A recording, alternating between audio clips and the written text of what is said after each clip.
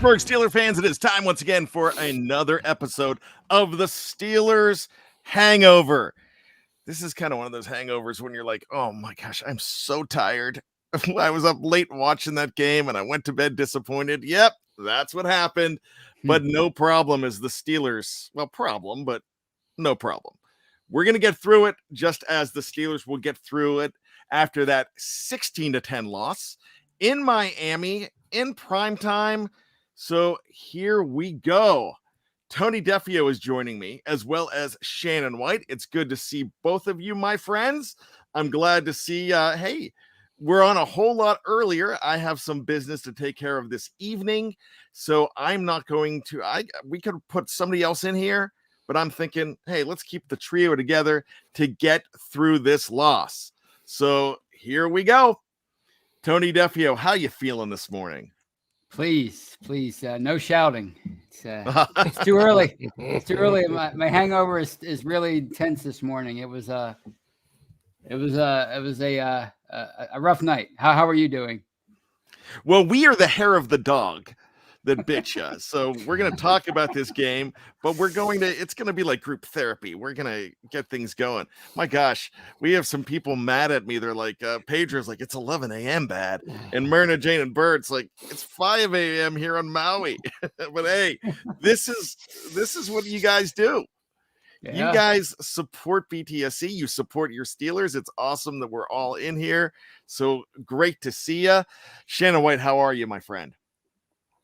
I am tired.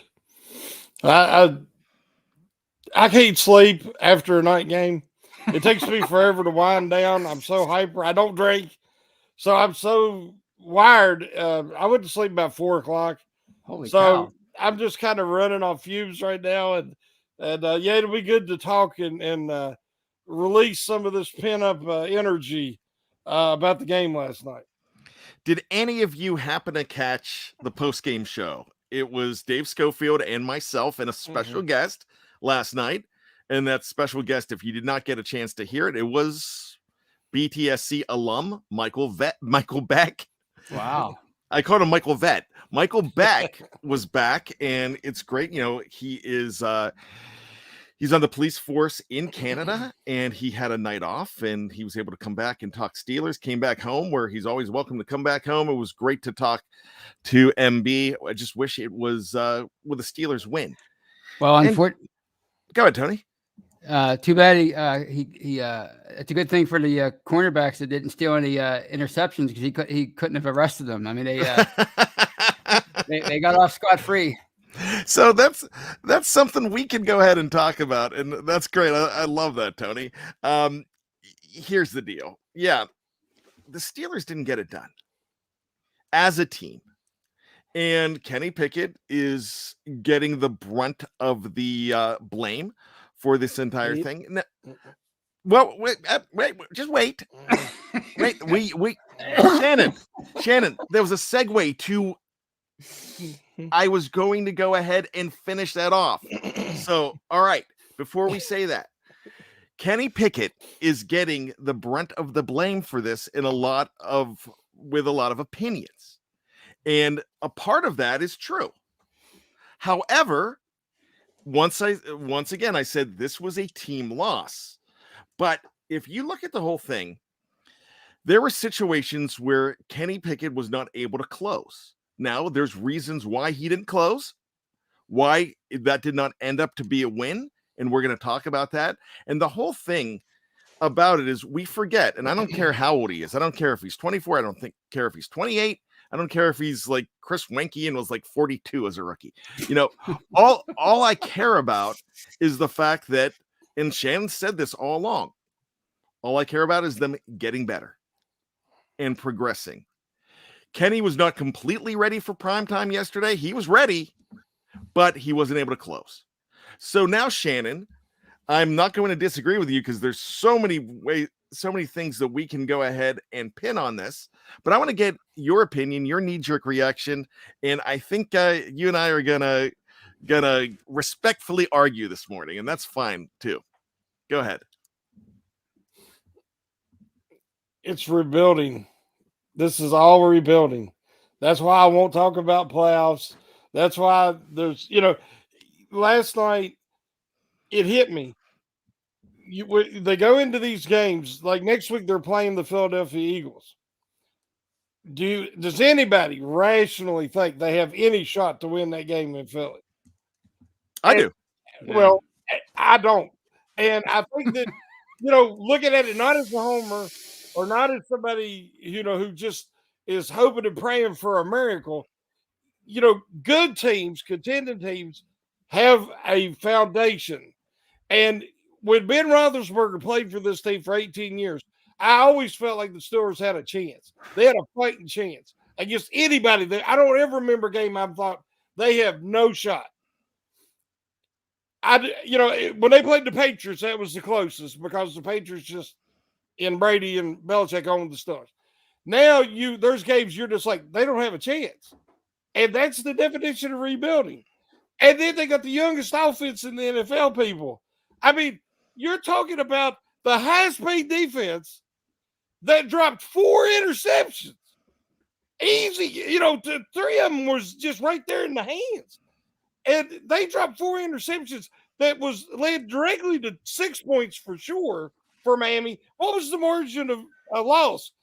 And everybody's like, oh, Kenny Pickett threw them. Kenny Pickett was forced into situations that he's a rookie.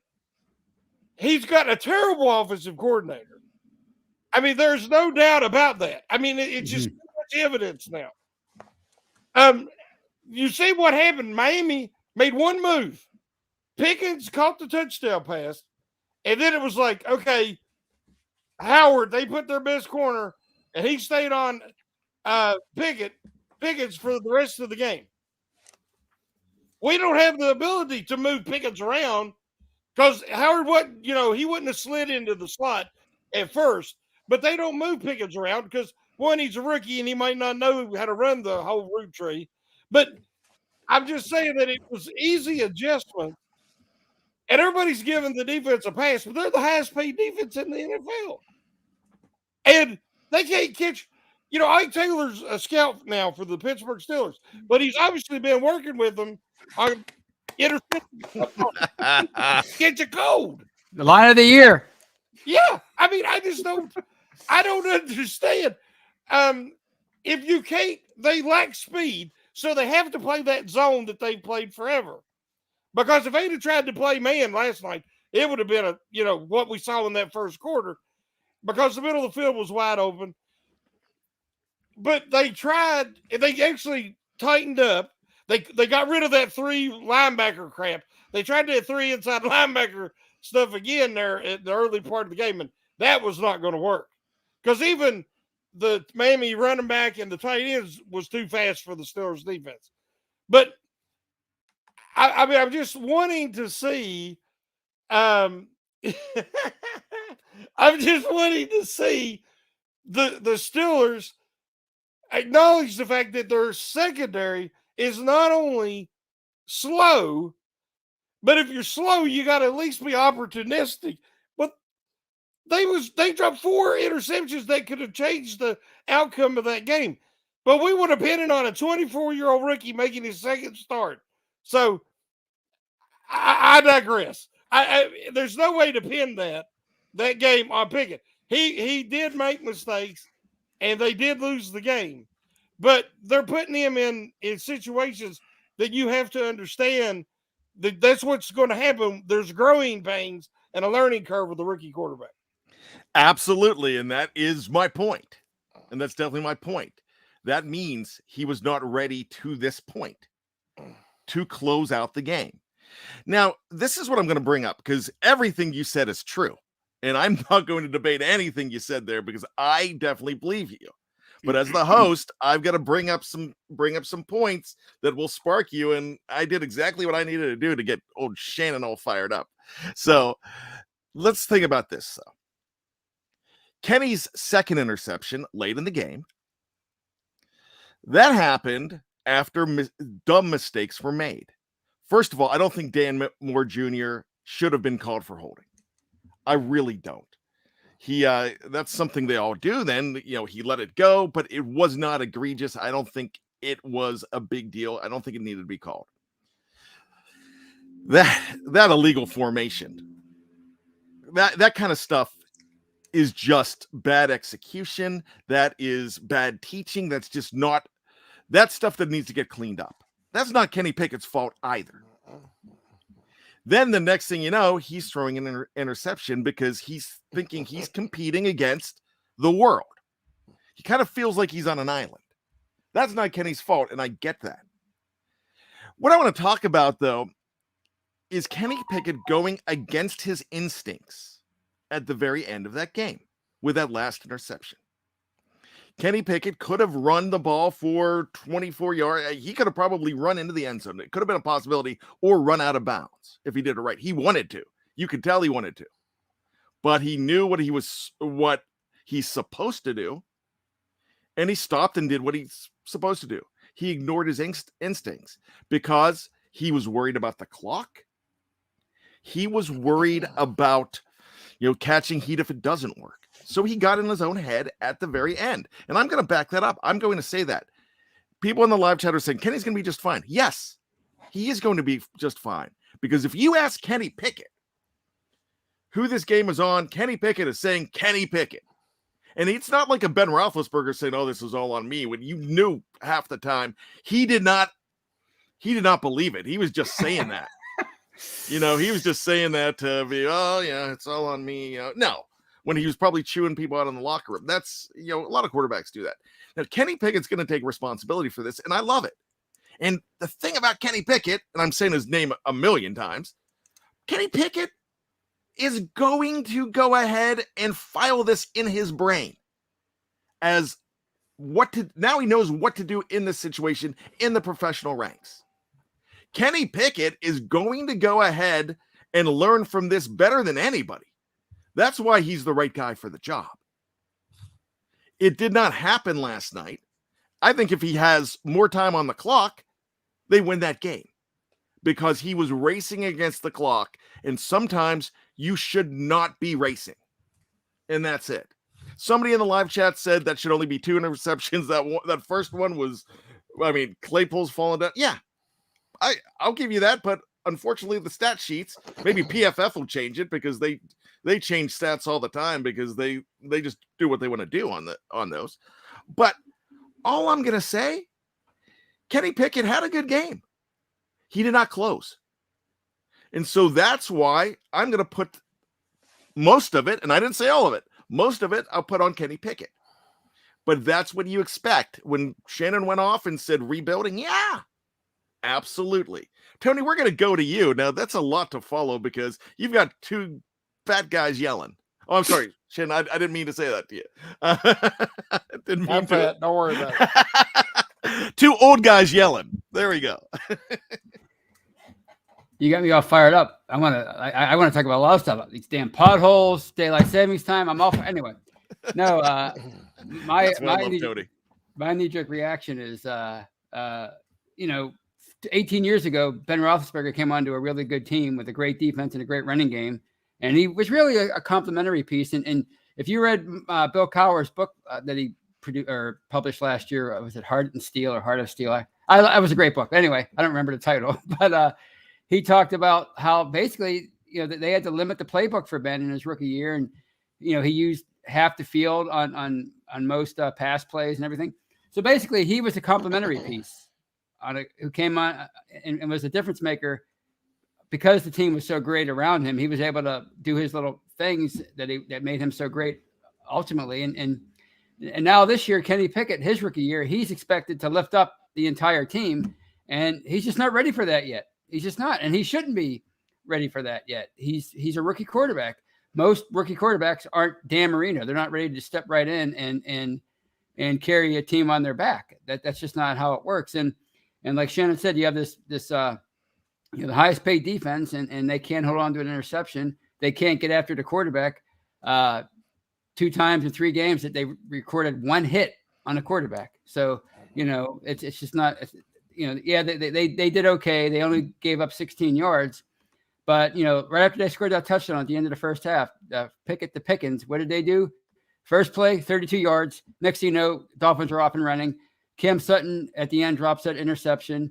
That led to 3 points. And what the Steelers were chasing a touchdown the entire second half instead of maybe a field goal at the end of that game. If it's what 13-10 instead of 16-10, maybe Kenny Pickett's running an extra 10 yards out of bounds to set up a field goal and send the game into overtime instead of trying to be the hero and throwing into the end zone to Deontay Johnson, because he knew if he tried to run for a touchdown, there's a pretty good chance that he would be stopped, and then they wouldn't be able to get another playoff. So, yes, Kenny Pickett had a bad game. There's no question. He threw some bad passes, but he also didn't have help from and a lot of different factors. His team should be lifting him up at this point, and instead he's expected to lift the team up, and it's just not realistic in most cases for a rookie quarterback. And that's what I'm saying too. And in fact, there was a lot of brilliance of Kenny Pickett. And when you come down and think about it, of course, this is our job. This is our job to bring these things up. But when you go and think about it, what don't you like about Kenny Pickett? There's not a lot. There's so much. I mean, when you're looking at this kid making these mistakes, you can see a superstar in the future. Shannon, am I correct? No, definitely. And now look at this. This is somebody just put this up, and I love it. And I was talking about this on another show. Paul Kern says Peyton Manning went 3-13 with 28 interceptions his rookie year. His career didn't turn out that bad. Ben Roethlisberger had a lot of luxuries that Kenny Pickett doesn't. Kenny Pickett's being asked to do a lot of things. And you're right. They did water down the playbook for him. They can't water. I mean, they're tried. They tried to put rookie handcuffs on him. You really can't. It is just not working. But I will say this. I like what he's doing.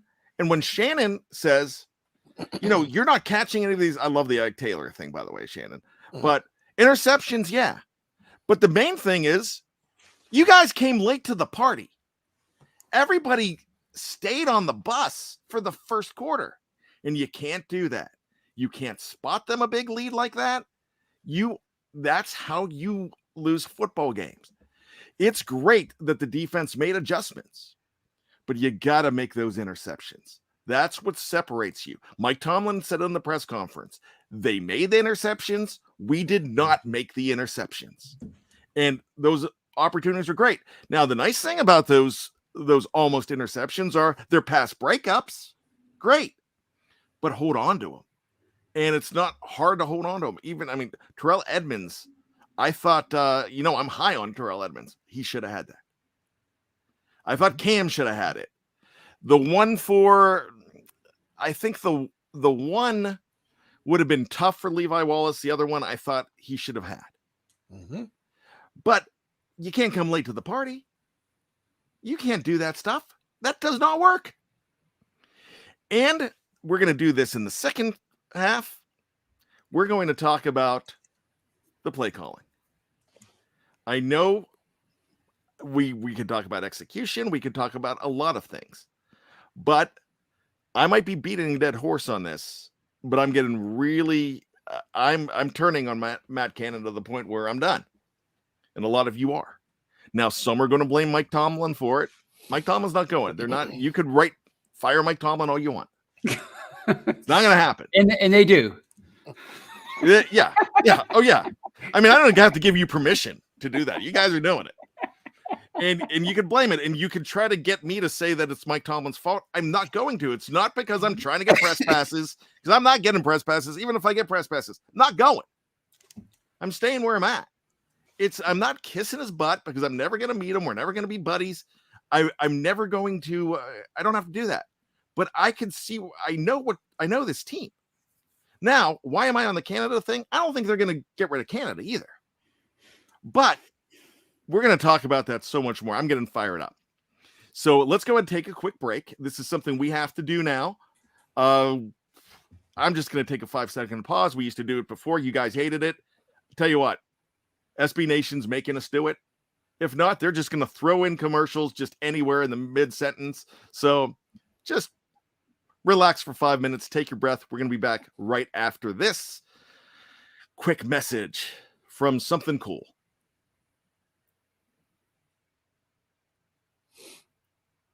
And we're back on the Steelers Hangover. I'm with my good friend Shannon White and Tony Defeo. I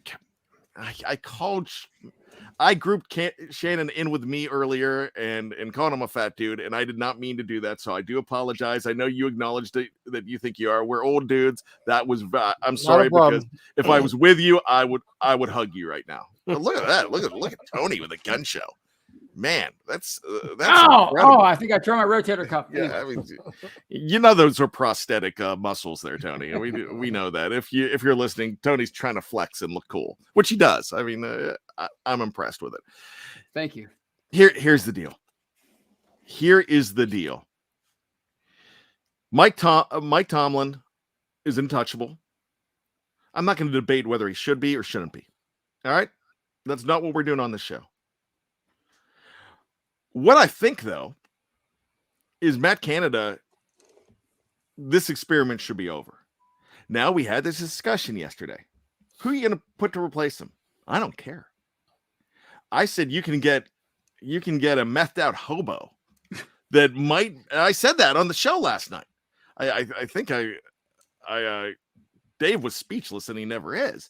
I don't think he loved that, but you really can. He'll at least be more creative, because when you open the game, Shannon and Tony, with run, pass every single game, guess who knows it's going to happen? Mm-hmm. Any coach worth their salt watching tape. The peanut vendors know it. The beer vendors know it. Everybody knows it. Yeah. My blind aunt knows it. Yep. Because that's what they're doing. That's creativity. I get it. Bill Walsh started the whole scripted play thing. But come on. When you're telegraphing it and they know what's happening, it's like in Die Hard. Hey, the FBI guys are here. They've got the terrorist playbook and they're reading it word for word. You know, Matt Canada stuff, they know what's happening. Tony. Well, I mean, we keep hearing about why don't they start games or start halves with more of an up-tempo approach, and they don't ever do that until they absolutely have to, like at the end of Sunday night's game. So why aren't they doing that more in game? To me, it tells me it's because the coach doesn't want the game taken out of his hands. He wants the final say on his script, so to speak, and he doesn't want to put the game in the hands of any of his quarterbacks, even Trubisky, the veteran. So it tells me that, you know, if he doesn't want to do what's working in the game, that tells me that maybe, you know, I've kind of had it with him too. And I'm not one that want to see coaches get fired, because I know it's not going to happen anyway. It's not, and we know it. But it's just I'm tired of seeing the same thing each and every week. The same kind of stuff. I mean, you know, they were clearly sitting on the first or the second interception by Pickett, the one that they was trying to hit Johnson, because they knew he wasn't going to throw past 15 yards, because they rarely do. You know, they just don't do that. You know, what did the players say after the game? We need more go routes. We've been talking about that forever. And again, the middle of the field was totally neglected until the very end when he found Freiermuth, you know, just like in week one. So yeah, I've just about had it with Matt Canada. Blame Canada. Blame Canada. You know, I actually watched South Park by accident last night after the game. I was so revved up after the show, and I was tired, and that just is what happened to be on. That's really funny. Before I get to Shannon on this, Ryan O'Toole gives us $5.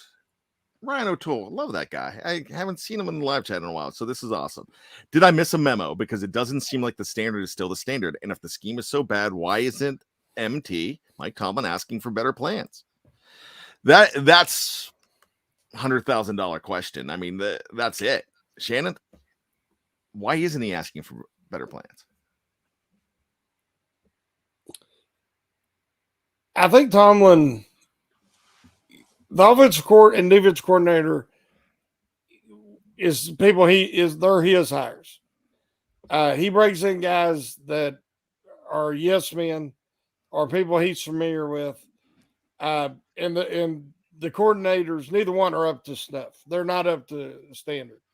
The schemes are not NFL caliber. Look, I've talked about it at length.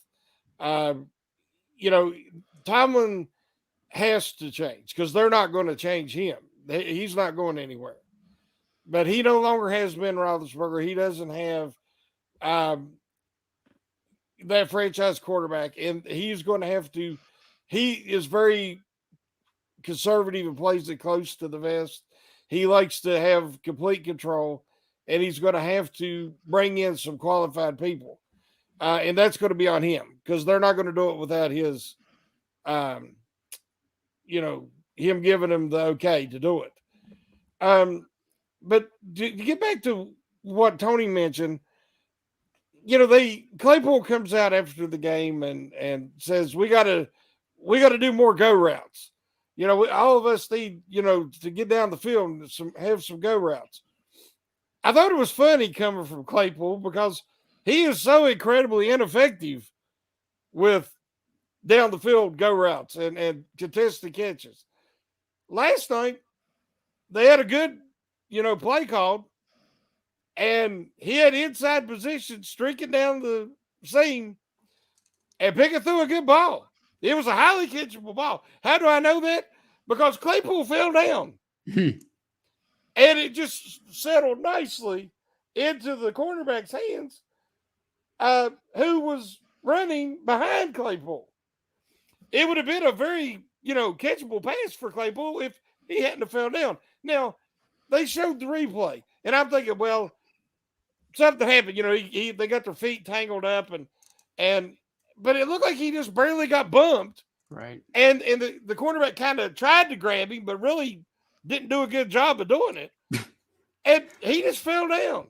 So don't call for, hey, I got to call some go routes when you're so bad at doing them. Because that was not a bad pass. That was him falling down. And he's 6'4" and 230-some pounds. You got to be physical if you're that big. That's his whole calling card. Again, it's the offensive play calling is maddening at times. It's just, it's not working. It creates confusion. They lack chemistry, but you're going to have that with a rookie quarterback. If Pickett would have started at the beginning of the year, they would be at least 4 games ahead of where they are right now with developing offensive chemistry. If you watched the 3rd and 1 play, or was it? No, it was 4th and 1 play. They had the play called to go up the middle because they just needed 1 yard. And I was shocked that they actually got pushed in the middle. Harris, for whatever reason, ran to the weak side where they had 2 blockers for 3 defenders, and he ran right into and then tried to hurdle the defender that was free. It's like sometimes everything you call works. You're having a magical season. The Steelers are having the opposite of that. Everything they do seems to be, and I don't want to use a bad word here, but it's backwards. It's like we're going to do a reverse, but we're going to use the wrong receiver. We have Deontay Johnson. His run after the catch ability he looks like a fainting goat. You ever see one of them fainting goats? Yes. If something scares them or startles them, they just, and they're down. That is Johnson when he sees contact coming. He's a fainting goat. But that's who we run reverses with. It's like everything they're doing, they try to run outside zone runs, right? They're doing it with Harris. He doesn't have the speed to get out there. Warren has been effective on some of them. Harris is not, but we still try. It's like, here's a round hole, and I got a square peg, and I'm going to keep trying because eventually it'll work. Well, it's not going to. Shannon, is Mrs. White near you? Is she No, close? thank God she's at work. Okay, well, I need to have her emergency contact because she heard it last night. Because you're gonna bust a gasket here. I love it, but I don't want that to happen, guys. I just want to bring up DJ2 here. if Matt Canada deserves to be fired, he does. Just say it and own it. Stop giving this team a pass. It's a disgrace that he is employed by an NFL team. Not disagreeing with you. But what I'm going to say is, yeah, I'll do it. Matt Canada deserves to be fired. But does anybody think it's going to be happen? They're not going to do it. And we can shout for it all we want. They're not listening to us. Exactly. We're not DJ too. We're not giving him a pass. We're just saying that it's not going to happen. I think it should happen more than other people because of the thing. Well, who's going to replace him? I don't care. A pimply faced 11-year-old right now, jacked up on Mountain Dew, might call a better game on Madden than Matt Canada does. Right. And at the beginning of the season, I was blaming Trubisky more. And we talk about execution, but Mike Tomlin's the first one to say that, hey, it's our job to get them up to execution. But when you're giving them that garbage, and that's what's coming in, then that's why you're having me complain. And when you lose me, you've lost almost everybody because I'm the one I'm kissing the butt of the coaches, I guess. I have no problem, said, hey, well, let's look at the other side because that's my job to show both sides of the equation. But I will say this, I'm done with the Matt Canada thing. But I know it's not going to happen. I'm not in charge. Right. Tony's not in charge. Shannon might be. I saying it. It's like Michael Scott saying, I declare bankruptcy. We can say it all we want. It's not going to happen. I mean, he just wants like a bunch of people to scream constantly, fire the coach, fire the coach. Okay, fine. Fire the coach. Big deal. It's not up to us. We're just telling you what they are going to do. This isn't, it's not all about emotion, like the pitchforks go to Acrisure Stadium and demand stuff. It's about telling you what we think they're going to do. And they're not going to fire Matt Canada mid-season. He might quit like the offensive coordinator or line coach did last year, but I don't see that happening either.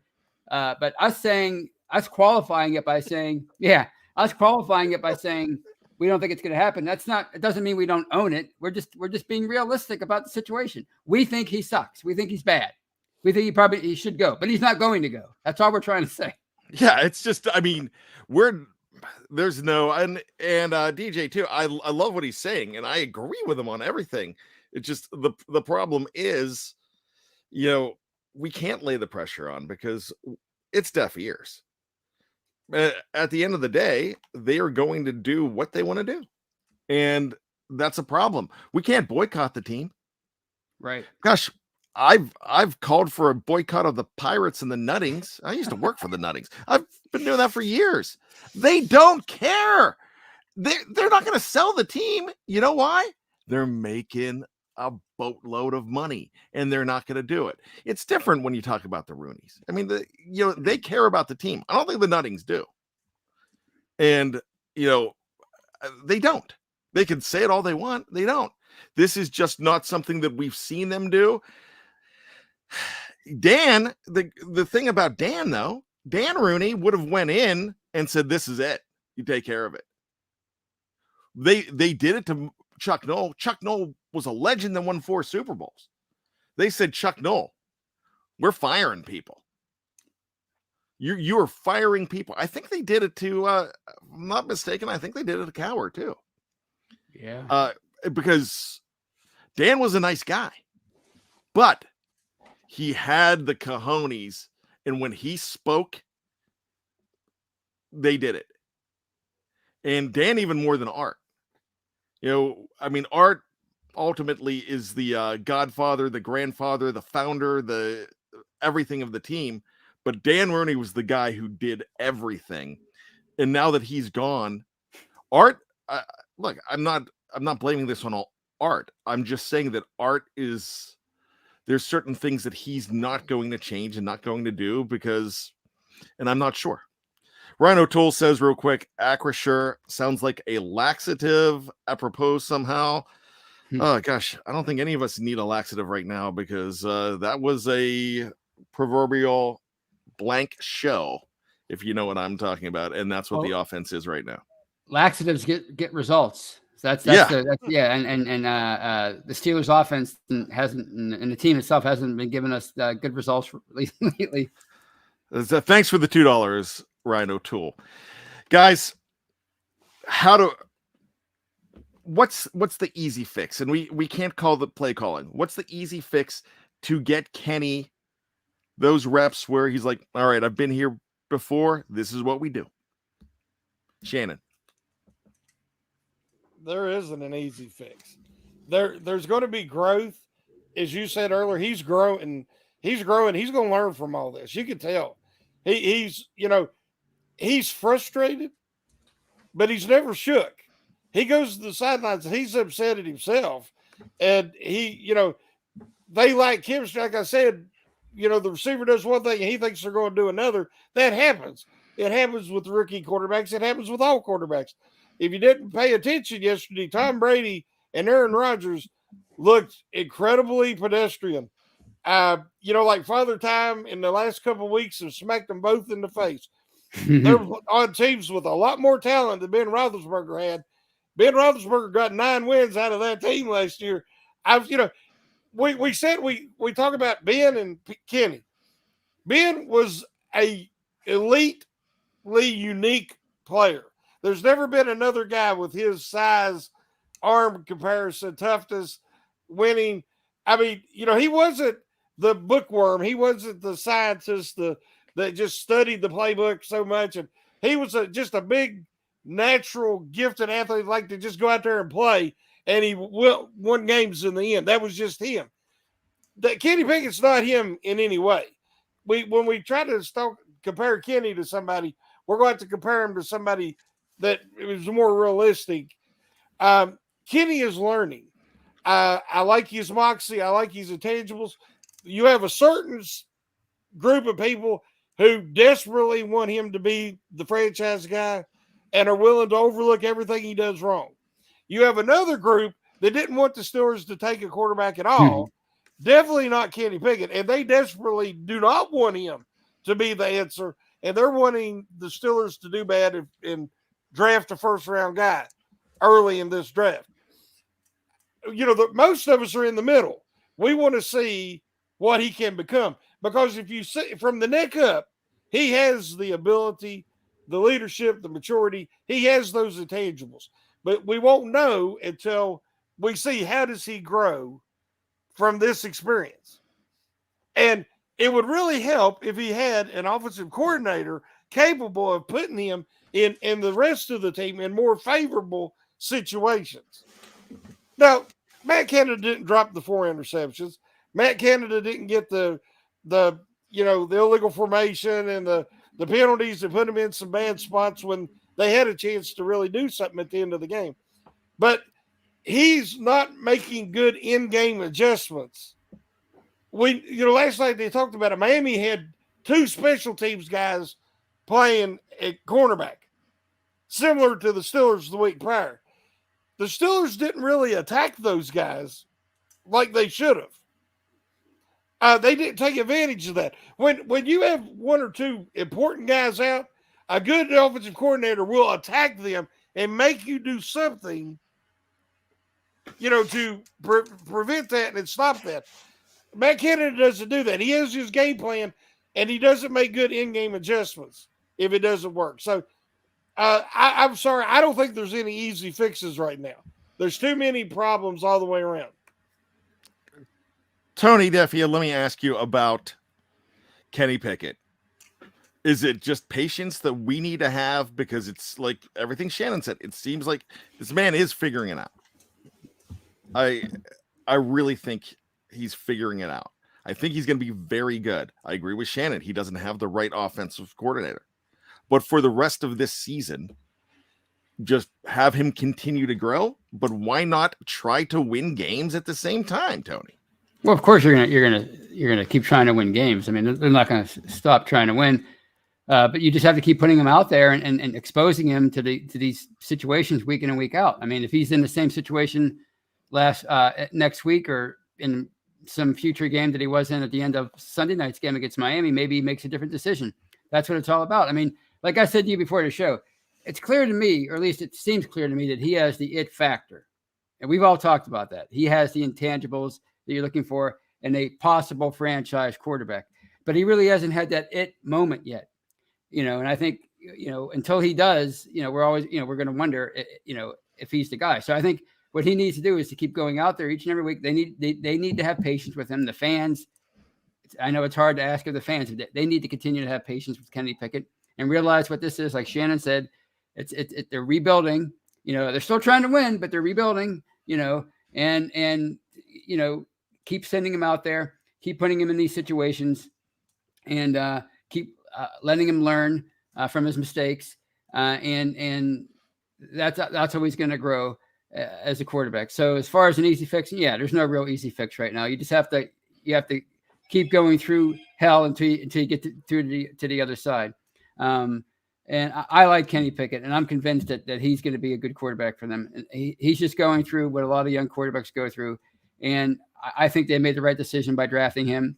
And there's no point in being knee-jerk about it and already moving on from him after 3 games. That's not a realistic expectation. Expect him to be really good after a few games. Yeah, and I think it's fair. I mean, we're talking about all the time about being biased and, just not holding anybody accountable. I'm going to say, if anybody's going to hold themselves accountable for this game, it's going to be Kenny Pickett. And it's not a bad thing to say, okay, this is on you this week. This is what you need to do to fix it. And this guy's going to fix it. I think he's going to be great. I know he's only had 3 starts or what have you. How many starts has he had? This is start number 3. I know that's all he's had, and I'm fine with it. But I'm gonna call him out and say, all right, wasn't ready for prime time last night, but he will be. And that's the bottom line of this whole thing. Kenny Pickett will be. There's gonna be so much to discuss. I know the Eagles are coming up next week. I know I'm the only one dumb enough to say that they've got a chance to win this game. Because I'm stupid. I know they haven't won there since 1965. But I'm still that guy. I still think that they could come out and win that game. Because there's some heart beating in the chest. And one of the biggest hearts right there, usually that belongs to the lineman, but it's Kenny Pickett. And he's going to apply everything he's learning in these games every single week. And I know he's going to be fine. And it's going to be great. So just keep on watching. Don't give up next week. Just keep on going. TJ's going to be back soon enough, but it's not TJ's season to save. These guys have to save their own season. And that's what we can see if they can do. We got to get on out of here. This has been a great discussion. I've got to say thank you to everybody in the live chat. Okay, I'll get to you in a second. I got to say thank you to everybody in the live chat. 120 for us going on early is fantastic. So thank you so much. We can't do these shows without you. Shannon, 10 seconds, go. Just a quick comment. I'm his worst critic, but Devin Bush played one of his best games. And I'm seeing him starting to come back into form, attack the line of scrimmage, use that speed. Seems to be more vested. I understand it's a contract year, so I was expecting it at some point, but we're at least starting to see it now. So I want to give him props for a good game last night. All right, that's beautiful. I love that, Shannon. All right, for Tony Defeo and Shannon White, my name is Bryan Anthony Davis, and just when you think you've got all of the answers, we keep changing the questions. Shannon, take us home. Woo indeed.